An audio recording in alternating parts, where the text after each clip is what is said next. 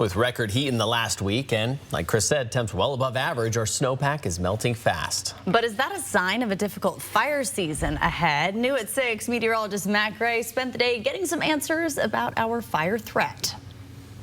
Thank you, Kirsten. Last week, I posted online how the inland Northwest had, well, the lowest remaining snowpack left in the western United States. I'd say it got a little bit of a reaction. Most of the responses went something like this. It's going to be a bad fire season. But is that really the case? Does an early melting snowpack match up with more active fire seasons in the months that follow?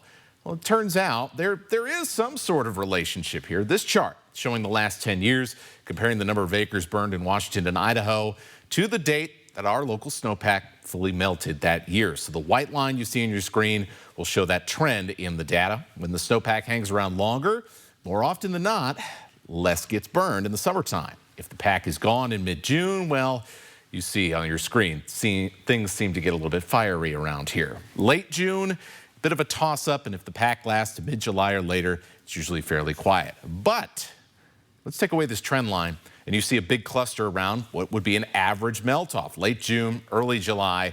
So this may not be quite as useful as it first appears. Now, I wanted to see if there was like a little bit better than snowpack to give us a peek ahead to fire season. I made more graphs, I took more time, plugged in some more numbers.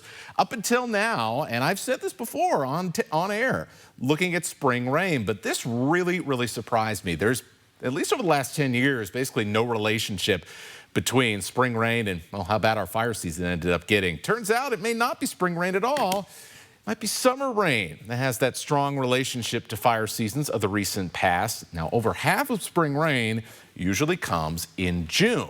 Now, the truth is the snowpack and spring conditions, yeah, they're a cause for concern, but ultimately it is the rain over the coming few weeks, Memorial Day to the 4th of July, that are going to paint the picture for us of how fire season is likely to go.